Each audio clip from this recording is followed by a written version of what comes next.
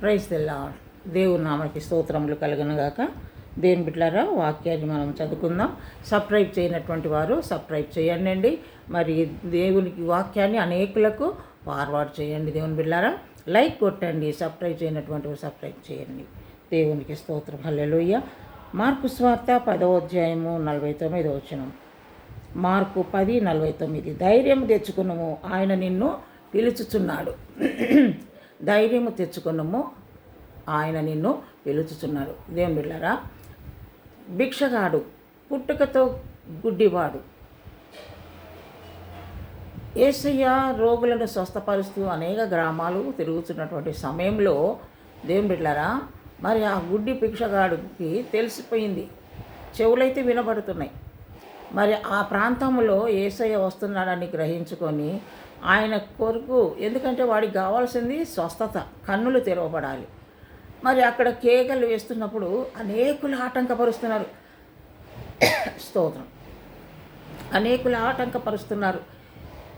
కేకలు వేయద్దు, నోరు మూసుకో అని అరుస్తూ ఉన్నారు. కానీ వాడిని గద్దించిన వెంటనే వాడు భయపడ్డా? వాడు ఇంకా ఏం చేసినాడు? ఇంకా మరీ ఎక్కువగా కేకలు వేసినాడు. దేని బిడ్డారా, నీ జీవితంలో కూడా నీ భర్త కానీ, నీ పిల్లలు కానీ, నీ బంధువులు కానీ ఎవరైనప్పటికీ ప్రార్థనకు వెళ్ళొద్దు, ప్రార్థన చేయొద్దు అని అన్నప్పుడు నువ్వు ఇంకా ఏం చేయాలి? ఇంకా ఎక్కువ ప్రార్థన చేయాలి. అంటే వాళ్ళని రెచ్చగొట్టినట్టు కాదు, రహస్యంగా నువ్వు ప్రార్థన చేసుకో. నీకు ఎన్ని ఆటంకాలు ఉన్నాయో దేవుని సన్నిధికి రాకుండా, దేవుని నామాన్ని మహిమపరచకుండా ఎన్ని ఆటంకాలు వస్తున్నాయో, మరి అవన్నీ ఆటంకాలు తొలగిపోవాలంటే, మరి ఆ విధంగా దూషిస్తున్న వారిని, నేను ఆటంకపరుస్తున్నటువంటి వారిని, వారి నోర్లు బంధించబడాలంటే నువ్వు ఎలాగుండాలి? ప్రార్థన ఎక్కువ చేయాలి. ఎంత శ్రమ వస్తుందో, ఎంత శోధన వస్తుందో ఇంకా అంతగా నువ్వు ప్రార్థన చేస్తూనే ఉండాలి. అంటే మనుషులకు కనబడేటట్టు, మనుషులకు ఇంకా కోపం వచ్చేటట్టు, వాళ్ళను రెచ్చగొట్టేటట్టు ప్రార్థన చేయొద్దు. దేవుని బిడ్డ, వారు లేనప్పుడు నువ్వు ప్రార్థనలో నువ్వు ఎక్కువగా గడపవలసిన అవసరత ఎంతైనా ఉన్నది. దేవునికి స్తోత్రం. హల్లెలూయా. ఎందుకంటే ప్రార్థన నీ యొక్క సమస్యలకు పరిష్కారం అవుతుంది. దేవునికి స్తోత్రం. హల్లెలూయా. మరి నువ్వు ప్రార్థన చేయలేకపోతే మాత్రం ప్రయోజనము లేదు. నువ్వు ఎంత ప్రార్థన చేస్తే నువ్వు అంత దీవించబడతావు. దేవుని బిడ్డ, నువ్వు ఎంత ప్రార్థన చేస్తే అంత విడుదల నువ్వు పొందుకుంటావు. ఎంత నువ్వు ప్రార్థన చేస్తే అంత నువ్వు జయ జీవితాన్ని నువ్వు పొందుకోగలుగుతావు. దేవునికి స్తోత్రం. హల్లెలూయా. నీ యొక్క సమస్యకు పరిష్కారం నువ్వు పొందాలంటే, నీ జీవితంలో సంతోషము, సమాధానము నీకు రావాలంటే నువ్వు మరీ ఇంకా ఎక్కువగా ప్రార్థన చేయాలి. ఈ యొక్క కుంటి గుడ్డి భిక్షగాడు ఏం చేస్తున్నాడు? అందరు కేకలు, దేవునికి కొరకు కేకలు వేస్తుంటే అందరు ఏం చేస్తున్నారు? తిడుతున్నారు. నోరు మూసుకోరా, ఎందుకు కేకలు వేస్తావురా అని అంటా ఉన్నాడు. అయినప్పటికీ ఆ కుమారుడు, ఆ గుడ్డివాడు కృంగిపోలేదు, భయపడలేదు, మౌనంగా ఉండిపోలేదు. వాడికి కావాల్సింది ఏంటి?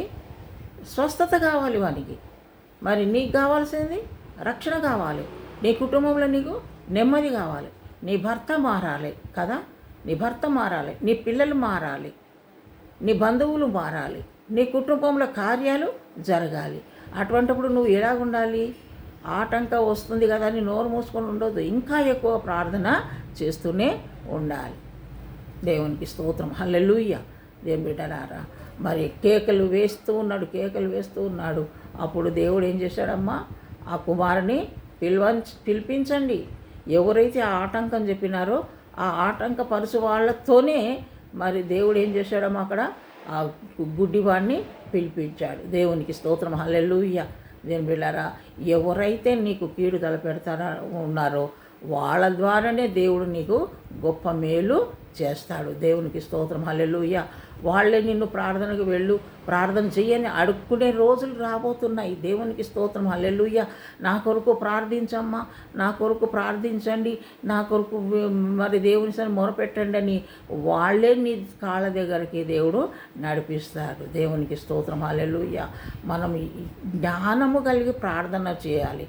జ్ఞానము కలిగి మనకు ప్రార్థన ద్వారా సమస్యను పరిష్కారము చేసుకోవాలి. దేవుని బిడ్డలారా, దేవునికి స్తోత్రం, హల్లెలూయా.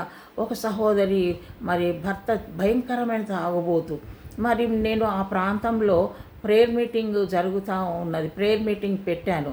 మరి ఆ ప్రేయర్ మీటింగ్ పెట్టినప్పుడంతా తన భర్త తనను మరి ప్రార్థనకు ఆటంకపరిచేవాడు, ఉపవాసం ఉండనిచ్చేవాడు కాదు.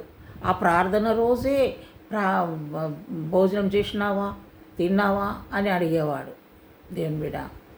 ఆ బిడ్డ ఇంకా భర్తకు భయపడి మరి తినేసి ప్రార్థనకు రాకుండా అలాగే ఏడుచుకుంటూ గమ్మున ఉండేది.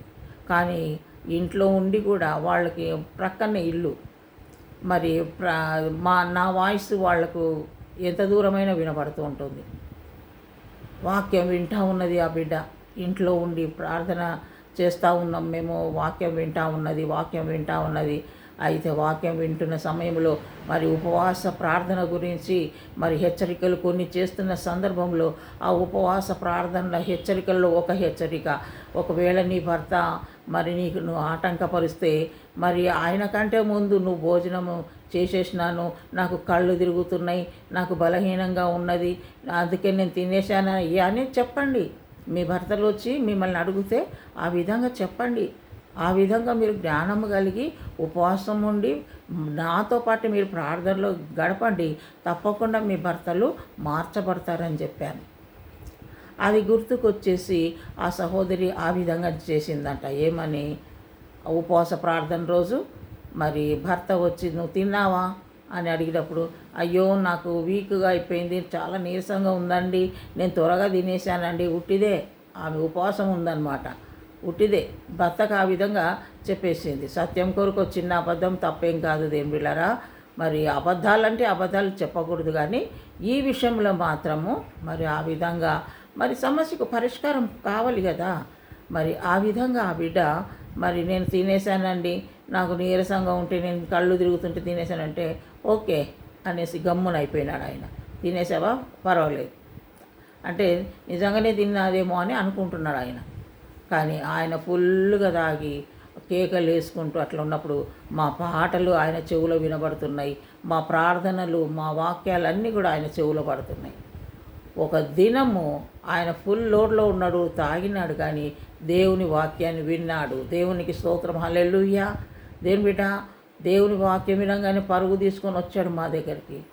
అమ్మా నేను ఇంకొకసారి తాగనమ్మా, నేను తప్పయిందమ్మా, నన్ను క్షమించమంటే, నేను కాదయ్యా క్షమించేది, యేసయ్య క్షమించువాడు. తాగుబోతులందరూ కూడా ఎక్కడ పోతారు, నరకానికి పోతారని ఆ వాక్యంలో ఒక మాట వచ్చేసింది. ఆ వాక్యం విన్నాడు. ఆ తాగిన మత్తులో వచ్చి దేవుని బిడ్డ తన మనస్సును మార్చుకున్నాడు, నిజమైన పశ్చాత్తాపం పొందుకున్నాడు. ఆ మత్తులో ఉండి కూడా ప్రసంగమంతా విన్నాడు, తన హృదయాన్ని దేవునికి సమర్పించుకున్నాడు. దేవునికి స్తోత్రం, హల్లెలూయా. దేవుని బిడ్డ నిజముగా మారు మనసు పొందాడు, రక్షణ పొందాడు. నీటి బాప్తిసం ఇప్పించాను. ఇప్పుడు ఒక సంఘములో ఆయన సంఘ పెద్దగా ఉన్నాడు. దేవునికి స్తోత్రం, హల్లెలూయా. దేవుని బిడ్డ ఇలాగన ఎంతోమంది త్రాగుబోతులు, రౌడీలు మార్చబడ్డారు. దేవునికి స్తోత్రం, హల్లెలూయా. కనుక దేవుని బిడ్డ నేను చెప్పే మాట ఏంటంటే, ప్రభు సన్నిధిలో మనము బలముగా నిలబడి ప్రభు కొరకు నమ్మకంగా ఉండి ప్రార్థన చేస్తే తప్పకుండా దేవుడు గొప్ప కార్యాలు జరిగిస్తాడు. ఈ గుడ్డివాడు అందరూ ఆటంకపరిచినప్పటికీ మరి దేవుని సన్నిధి ఇంకా కేకలు వేయంగానే దేవుడు ఆ కేకలు విన్నాడు. దేవుడు ఆ కేకలు విని ఆయన కేక దేవుడి యొక్క అడుగు ముందుకు వేయకుండా ఆపింది. దేవునికి స్తోత్రం, హల్లెలూయా. నువ్వు చేసే ప్రార్థన ఆయన నిలబడాలి. నీ ప్రార్థన విని దేవుడు ఆగిపోవాలి. నీ ప్రార్థన విని నీ వైపు చూడాలి యేసయ్య, నీ ప్రార్థన విని. దేవునికి స్తోత్రం, హల్లెలూయా. అప్పుడు దేవుడు నీ ప్రార్థనకు జవాబు తప్పకుండా ఇస్తాడు. దేవునికి స్తోత్రం, హల్లెలూయా. ఎన్ని ఆటంకాలు వచ్చినా దేవుని బిడ్డ మరి ప్రార్థన మాత్రం మర్చిపోవద్దు.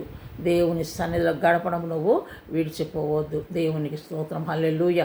తప్పకుండా నువ్వు బలమైన ప్రార్థనలు చెయ్యి, మరి పశ్చాత్తాపంతో కూడినటువంటి ప్రార్థన చెయ్యి. నీకు ఏది అవసరమో అది ప్రభు సన్నిధిలో గోజాడు. తప్పకుండా దేవుడు నీ జీవితంలో గొప్ప కార్యము చేయబోతున్నాడు. నువ్వు నమ్మి ప్రభును స్తుతించు. తప్పకుండా దేవుడు నీ జీవితంలో అద్భుతము చేయబోతున్నారు. దేవునికి స్తోత్రం. హల్లెలూయా. గుడ్డి భిక్షగాన్ని ప్రభు ముట్టి బాగు చేసిన దేవుడు, వాడి కేకలు విన్న దేవుడు, నీ ప్రార్థన కూడా ఆయన వింటున్నాడు. హల్లెలూయా. నీ ప్రార్థనకు నువ్వు జవాబు పొందబోతున్నావు. హల్లెలూయా. దేవుని బిడ్డ కనుక ఎన్ని ఆటంకాలు వచ్చినా నువ్వు ఆగిపోవద్దు, దేవుళ్ళ సాగిపో. తప్పకుండా అద్భుతాలు నీ జీవితంలో నువ్వు చూస్తావు. దేవుడి కొద్ది మాటలు మన ఆత్మ మేలుకై దీవించునుగాక. పరిశుద్ధాత్మదేవా నీకు స్తోత్రం నాయన. గుడ్డివాడు ఏ విధంగా నా తండ్రి ఆటంకము మనుషులు చెప్పినప్పటికీ ఇంకా మరీ ఎక్కువగా కేకలేశాడు, అలాగనే ప్రభా ప్రతి బిడ్డ వారి శ్రమలో నీకు మొరపెడుతున్నప్పుడు నాయన ఎంతోమంది ద్వారా ఎన్నో ఆటంకాలు రావచ్చు, కానీ దేవ ఆటంకాలు వచ్చి ఉన్నాయని మౌనంగా ఉండక ఇంకా పట్టుదలతో ఎక్కువగా ప్రార్థన చేసి నీ సన్నిధిలో ఉన్న ఆశీర్వాదాలు, నీ చేతిలో ఉన్నటువంటి ఆశీర్వాదాలు ప్రభా ప్రతి బిడ్డ పొందుకొని నీలో సంతోషంగా ముందుకు సాగటకు సహాయం చేయమని యేసు నామములో ప్రార్థిస్తున్నాము తండ్రి. Amen. Praise the Lord. God bless you.